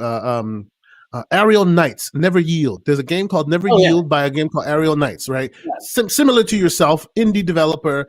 Basically went, screw it. I got tired of everyone, and he basically said it on the documentary. He got tired of everyone not giving him the chance he felt he deserved. So he just went out and made a chance for himself, built the game. Xbox helped fund it, like gave him threw him the bag, made it exclusive for Xbox for a short amount of time. and now it's everywhere. It's on Switch, it's on PlayStation, it's everywhere. But he really like got the funding and got going because they saw his prototype, Right. and they were really impressed with it and they started going. I suspect That's more awesome. of that will be happening a lot more these days. I'm hoping that folks like you get up in there and get the hand out for the bag before the bags start drying up. That's my worry. Maybe there needs to be a little bit more, urgency on that. Yeah. Oh yeah. Prototype. But it's the start. They're like PlayStation's also similarly, and this is obviously our transition into more of the insider perspective here. PlayStation's also, they're all gearing to the same direction. They may say something different, but they're all gearing towards that. Hey, we're going to have our own developers. They're going to make games for us. We're going to make sure we keep the wheels of content turning, and because of that, those who want to be part of the wheels of content, now's your time. Even PlayStation's buying some things up here and there. They've been pretty active in Holland. They bought Nixus, if you recall. Yeah, they just bought Nixus. Why do I have this impression that Xbox is way more serious about indie developers than PlayStation? That's a funny question you ask, because that brings up something I actually wanted to discuss with you, because that came out recently and you would probably have some interesting nuggets that most folks wouldn't. So it looks like, and this is all based off of like reputable reporting from people like Jeff Grubb and others in the community who we trust, right? And Mr. Jason Schreier came out with a report and all of that. It looks like as Xbox is getting very aggressive in its, hey, we want gaming for everyone. Obviously, again, we can always say that that's strategic. They don't have to be from the heart, but at the end of the day, it still benefits the consumer. So, hey, they're very much in today's day. They are very much in the, hey, we're for the consumer. We're for everyone who wants to play. Get in here. We'll let everyone join, anyone in, something like that. And they're also being very full featured with the devs. Right now, any Xbox can turn into a dev kit. You can just turn it into a dev kit yourself. You don't even need to buy a dev kit. You know what I mean? My Xbox can be a dev kit today. I already have done that. You pay $20 for like 5 years, and your Xbox is a dev kit. You can, send games from your PC directly to the console. Stuff like that. All the while, because they've realized that their competition is getting stiff, they're also recognizing where their bread is buttered, and where they, meaning PlayStation, is that single player AAA, bombastic experience, right? And it looks like while they're doing that, they're kind of transitioning away from indies. They recently had one of their indie showcases. They showed off an Xbox game. PlayStation did, Deathloop, and then they also showed up you may have missed that one. They showed off an Xbox That's game. the day I was off Twitter. Great. And then they showed off a few indies, and for the record, I enjoyed most of the indies I saw there. I thought they looked really cool, really interesting, but it kind of goes in line with some reporting we've heard recently from Jason Schreier and the rest of them, that not every dev gets the same amount of effort from PlayStation. They have to like you. You have to be special. If you don't fit within that PlayStation, hey, we think you guys will work for us, you get shafted. You want to get your game promoted, $20K, things like that. And that's what's if you want to get your game promoted, you need $20,000 before they'll put your game on the store. It is true, yes. While on the Xbox side, it's like, if you are part of our team and you've agreed to the Idea at Xbox program, there's basically a set schedule where every game gets rotated, right? Everyone, if you go to their storefront, you'll see it all. It looks like on the PlayStation side, they only do that for the ones that they see as, hey, these will be beneficial for us. The rest don't get as much of that. If you want to kind of get to the storefront, $20K. Now imagine if you're an indie developer, that's a bit much. You know what I mean? It's a lot of it is also culture. I've been to Japan and met with some. I think it was like some one or two publishers there. Their mindset is just. They probably look at us they're probably talking about us. Oh, those North Americans and Europeans. Their mindset. Weird mindset. That's right. Yeah. Where they are very. Don't you remember when we used to have like a PlayStation 1 or PlayStation 2, and then some Japanese racing game, and the opening sequence would be almost like a perfect, like a character that you're like, this is almost realistic. And this was on a PlayStation 2. They were so far ahead of us. With with their art skills, like Final Fantasy and all that stuff. Still to this day, They have a very different while the West is growing and you can see all the competition, it's all wonderful. Then a game like Black Myth Wukong drops, and you're just like, yeah, we're completely ridiculous. We don't know what the hell is going on. The East knows what's going on. Yeah, for sure. Yeah, so the way they see content, I think, is very different from us. I think we see it as, whoa, those are a bunch of cool games and they should all be equally promoted. And I think they see it as, we will be the judge of that. Oh, it's our business. We think these guys deserve it, right? Yeah, we think you deserve it. They have way like this, like honor and stuff like that. I'm not saying we're not honorable people, but honor and respect is above all. When I was in Japan, how people treated me and treated each other, and they're not all perfect and they're not all bowing and all that, but there is this undertone of, it's like kind of a throwback thinking, like to deserve. Yeah, you know, if you're really good, you will be featured. And if you are that's why this idea of like Apple would never say, oh, if you pay $20K, you'd be featured. Every mobile developer would be all over that. So they don't work like that. It's very much based on what their editors think is really interesting and what could make sense from a business point of view. They have. It sounds like, from what you're saying, it sounds like they are right now in a transition between Eastern thinking and Western business. They're trying to figure out how can we make a Western business work with Eastern thinking while still being Eastern thinking. Yeah, that's where How many conversations have we had about, oh man, you can just go on the Xbox, you can just upload your old game that you used to play on Xbox 360, and your scores are still there. And what that would take on a PlayStation? Bro, the latest version of that. Have you heard of, what's that game? With a bunch of rats. Focus Home Interactive made it. Like Sea of Rats. Dang it. Oh man, I will. Of course, I'll lose my mind until I figure it out. I'm now gonna load up Xbox Game Pass, because it's on Game Pass, and I will pull that game up and tell you the name.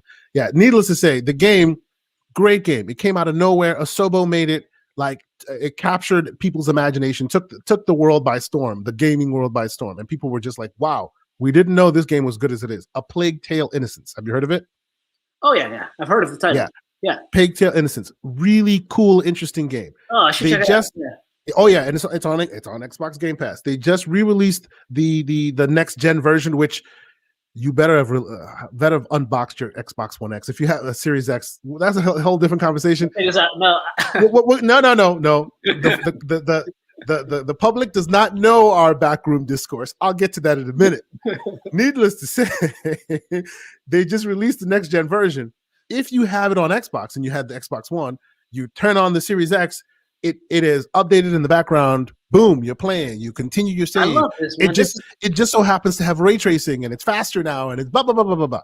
On PlayStation, yeah, you got to go download the old PlayStation 5 the 4 version, and then the 5 version, and then there's an upload. Yeah, ATL, thank you so much. Plague Tale. Yeah, there's an upload, and then there's a download. Bro. To this day, it's still a stupid problem. And every time you say it, right? Every time you say that, somebody on the internet will go, "Oh yeah, there goes an Xbox fan again." I'm like, come on, bro. Play PlayStation 2. I don't want for it to take me 20 minutes just to figure this shit out before I can play Avengers. Like, what's good? Anyway, So what is the excuse with the average play that you see online for the average, like, hardcore PlayStation? The average hardcore PlayStation fan is just like, they make great games, so I don't care about anything else. Oh, it doesn't matter. Oh, it's fine. Oh, they don't need. And by the way, every time any of these games get a PS5 version, you can't play it on anything but the internal storage thing. That's 800 gigs, which cannot be upgraded, which cannot be replaced, which you can't add anything to it, because they still have not allowed for the new M.2 to be released and be used for it. So, there's just so much of this stuff going on. But the one thing I will give them credit for, PlayStation, they are so good at their marketing, so good at they know how to throw red meat to their base, as it were. You know what I mean? So it's like, no matter what's going on, the people are happy. Still, somehow they've managed to make it feel like, if you want to experience pure gaming, PlayStation. Yeah, that's what they. Although it is It is turning though. The tide Yeah, is it's turning. slowly turning. Like in Game the discourse of the gaming community, even people who you would think I would have never thought to hear this person or this outlet like be critical. There's some critical stuff happening here and there. Yeah, well, certain outlets are like completely pro PlayStation, and Sure, yeah, yeah, I mean, and like recently, I just put something out. I tweeted something out. They go too far in one direction versus another. Like what was it? What was it? Push Square. I think that's what it is. PushSquare.com. They're one of the outlets. They're usually way PlayStation. Obviously, Push Square, PlayStation outlet. Obviously, but when they feel slighted, they go too far in the opposite direction. Like they're now saying, don't play Deathloop because as fun as it's going to be, you're not going to get Deathloop 2 on PlayStation. So don't play 1. That's a little too far. That's a few steps too far. That's a little step. But they're also the ones that go, come on, PlayStation, why is it that my save doesn't just carry over? Which I think is a very good question to ask. And more people should be asking that. And I think that Sony could have, the PlayStation 5 was their chance to get up to date to this basic technology of cloud gaming. Like the infrastructure. But they don't. I don't think they have that setup. I think their internal structure and setup is very complex for us as Westerners, as consumers. Yeah. And that it takes like so many different people to get on board to get something like that okayed. And then the question is like, but we've always done it in this one way, and does it work? Yeah, it works. Okay, let's go. Isn't this the company that took 5 years to let you be able to change your PlayStation ID? And even to this day, when you change them, they warn you that some older games still won't recognize it. Like, it's infrastructure, man. It's those things that you're like, huh? Yeah, but why? Some strange stuff. It's because they did not set up that underlying infrastructure. So every time something new happens, it discovers a new problem because the foundation wasn't set right. Do you think that because Microsoft, at its core is a personal computer business, that they have that engineering knowledge where they're like, we're not just going to do this, we should build it like this. So if in the future we want to upgrade it, we can move. There you go. 100% my point. What you just said, 100%. At some point, they were playing PlayStation's game. And they realized we won't win that PlayStation's game because their core competency is better than ours when it comes to this game that they're playing. So they went, okay, let's reevaluate. What do we do well, better than anyone else? Infrastructure, services. Hence, you see the transition. Now, all of a sudden, we are not Xbox anymore. We are Game Pass. Xbox becomes a way to get to Game Pass. Yeah, it's no longer Xbox. It's not about Xbox. No, we're not talking about Xbox. You can use your phone. You can use browser. Whatever you want to use to get to our platform, which is Game Pass. And when you get there, every other thing we set up, like as far back as like the 360 days when they transitioned to cloud saves, all that just kind of works together. When they were building the cloud saves, they were not thinking, well, one day we're going to have a service that it's just when you build it right, it builds on top and builds on top and builds on top. Yeah. PlayStation has been so focused on getting its money because that's what they do. They get the money, right? So they've never thought like, hey, maybe we should, instead of expecting the devs to figure out their own transition plan, maybe we should like carve a lane. Yeah. This is your cloud save lane. Every time you have a save, it goes here, developer. Doesn't matter what you want to do, put it in our lane so that anytime any transition happens, it's this lane. You don't have to think about it. Yeah, here's where the saves go. Yeah. That's what Microsoft did way back when. Here's where your saves go. Doesn't matter what right here, right? Yeah.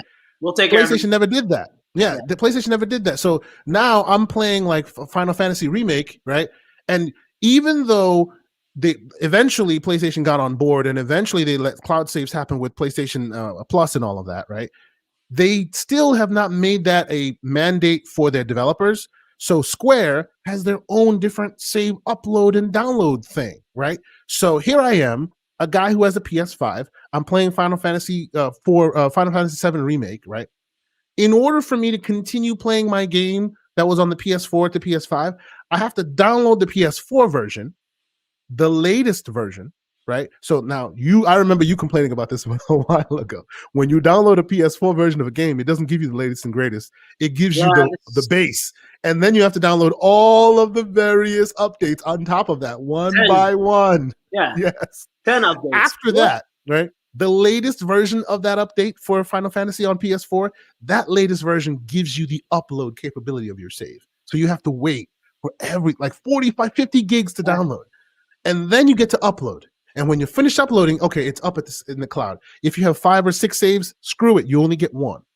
Once you're done, then you got to go download the PS5 version of the exact same game. Again, they download the base and then any additional patch since then. It's not cumulative, it's piece by piece. And the very last update of the PS5 version gives you the download ability. So Wow. if you were there, yeah, you see what I'm saying? And there are like graphs on Twitter showing all of this. They're like Xbox, put it in, play. PlayStation, step 1, step 2, step 3, step 4, step 5. Like it's just ridiculous. But every time anybody complains about it, they go, "Oh yeah, that's just an Xbox stand." No, man, we just want the PlayStation to be better. You know, I don't think it's even about Xbox or PlayStation. We just want things easy. It's just inconvenient and ridiculous. You know, and PlayStation is not only the one that gets the criticism. Xbox gets the criticism as well. You know, as you have rightly pointed out, and even though I argue a bit, as you have rightly pointed out, how many months are we into this? And there's no single solitary console game that tells me, that shows me I need all the features that the Xbox has. Like, I'm a technical dude, as you know. So I know all of the ins and outs that Xbox has. Recently, a week ago, they just like released another one.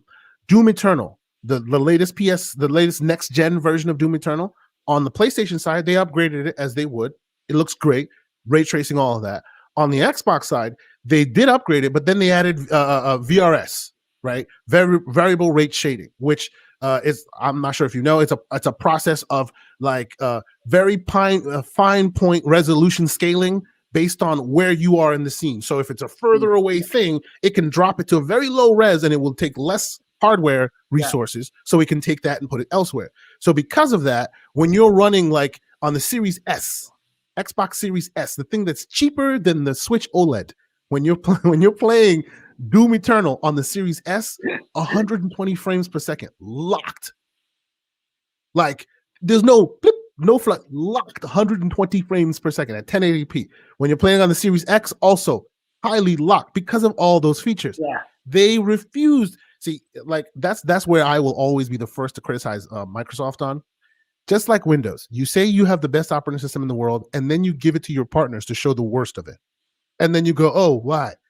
If you really want people to believe you when you say the best console in the world, make sure that there's at least one piece of software that uses every feature that you have in it. So that even if your partners come out with Yakuza Like a Dragon, which I'm showing the video of it right now, I love this game. It was an exclusive that came to Xbox first. Now it's on everything. It's not the game you use to show your engine, your hardware off, because the Dragon engine, which this is based off of, is notoriously horrible to optimize. Even on PC, you can have the biggest monster beast in the world, and this game will run like dog shit because it's not that greatly optimized. It just is what it is. So this is not the game you would then have represent your hardware as the game. You know what I mean? But that's unfortunately what happened. You know, it's not just one side that deserves criticism. There are many criticisms to be levied across multiple instances. It's just, it seems like right now PlayStation is very good at their marketing. And because of that, some of these things get obscured, I know that you probably have a very insider perspective on it, as far as you're the one being asked, you and your team are being asked to actually produce this thing at the time on the budget, while the outsider console people or the consumers are going, why is this frame rate shorter than that frame rate? Why is this console platform worse than that platform? CDPR. Cyberpunk 2077, big example of that. A pox on all their best example. You know what I mean? Now we can transition to that real quick before we end all of this. But let's double back and have a quick conversation about why it is that you bought a Series X months ago and didn't take it out of its box. Is it out of its box now? Answer that first. Is it out of its box? It has moved locations. No. But is it out of its box? It is still in the box. Oh Lord, come on! Check it out. This man is playing next gen games on the Xbox One S. You believe me? Yes, One S, and he has a Series X he bought, but he doesn't think it's justifiable to take it out of its box. Now he played Hivebusters on the One S, not the Series X. the One S. It Please still looks pretty continue. good. Of course it does, but it will blow your fucking mind if you play it on the Series X. I'm going to tell you, you just made the big point for why I haven't released it yet. Okay. A few generations ago, it was kind of expected there would be this huge title connected to the launch. Mm-hmm. Whether it's like I'm talking at the level of Halo. Mm-hmm. You know, that we are all like the month before that launch, we're all like, just release it, please. You know, that feeling for me makes like a console launch. It's not just the tech, and that's the feeling of the old school. I hear you. What is it? Genesis do what Nintendo don't. I hear you, bro. You need a title that fully shows what this thing can do. You know what my worry is? I take it out, and I will think, great.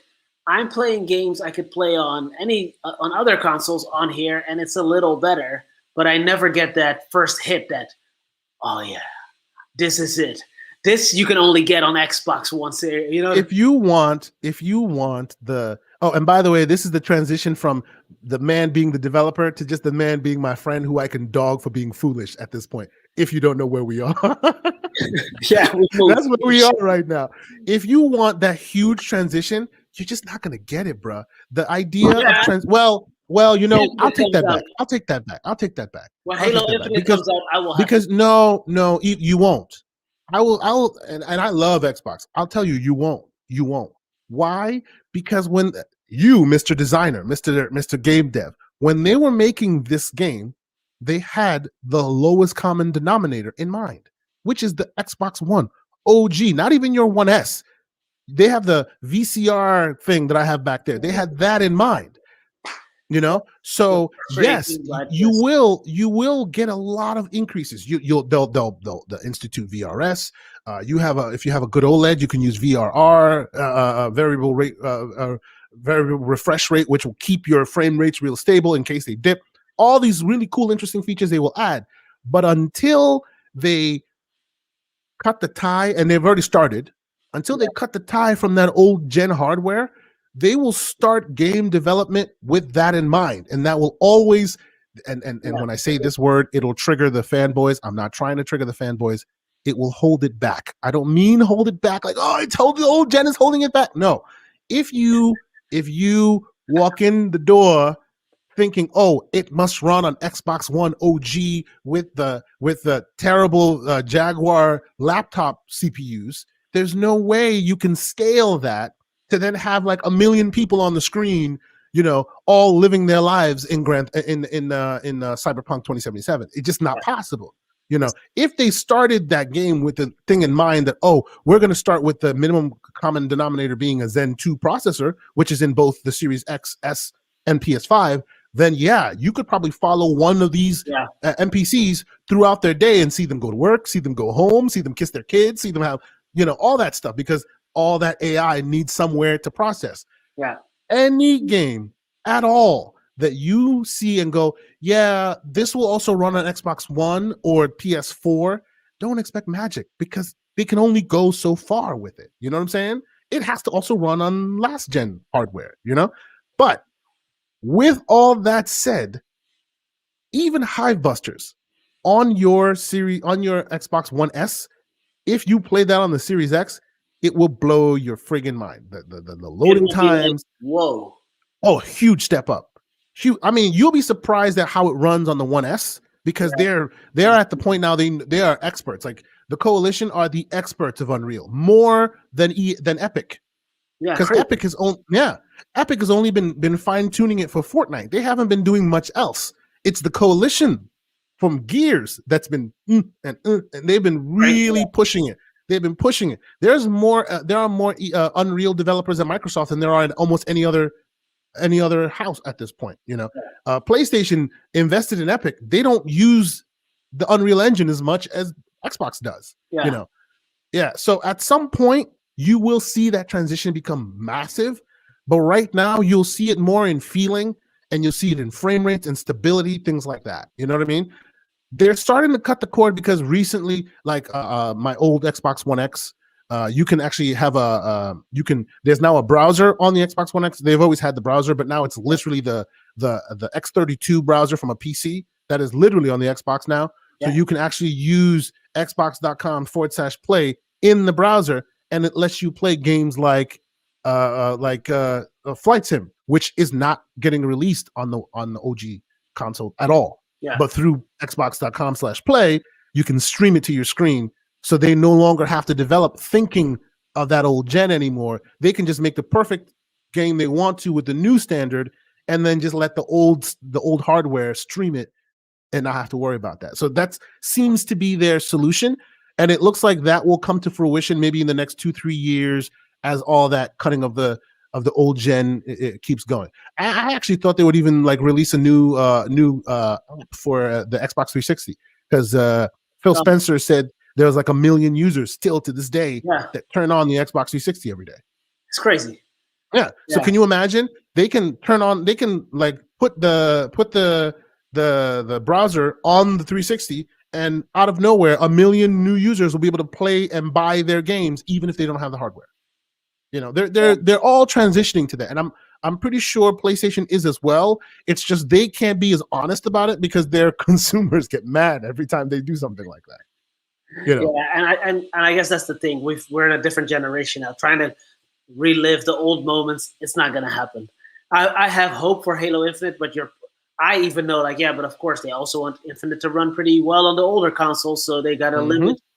They can't go full force. I miss those days where the next generation is just better and it's out on that platform. But I understand that that's always been the way this works. You can get FIFA on the PlayStation 2 on the whatever Vita, whatever they had, just to me, those arguments are arguments for when we were kids, and it was like my console is better than yours. But I feel like at this point, some of us are old enough to know the logistics and the context in between it. And even if that hardware can totally make the best out of it, it doesn't make monetary sense, right? Why throw away all the Xbox people? More should play, not less. Just for the purpose of squeaking out all the hardware. They have found a way of getting their cake and eating it too with that streaming stuff. We'll have to see, where it goes. But okay, so this has been a really awesome conversation. I really appreciate you sitting down, chopping it up with me. We've been wanting to do this for quite some time. We will definitely come back. I will ask you to please, when my co-host comes back in full effect, we're gonna have you come back. We want to one of these days just chop it up on the issues of the day. We promise there will be no NDA breakage. Tell us what you can. That's all we ask from you. You don't have to like say anything that'll get you in trouble. But again, I really do appreciate you coming on and sharing some of your knowledge with the community at large. So before we go, let me ask you, what do you, if there's anything you want folks to look out for, anything you want to promote, where people can find you on the net, keep up with your ongoings. Please go ahead. Yeah. So I love Twitter. So at Marchiano Loen, it's right over there under my name. And man, I really enjoyed this podcast. Love seeing you jumping into the podcast game with professional microphone and everything. And professional. I really like the podcast you guys have been Thank doing. you. Thank you. Appreciate that, man. So thank you. And so yes, for sure, we'll definitely keep pushing the concept of an own game studio. Yeah.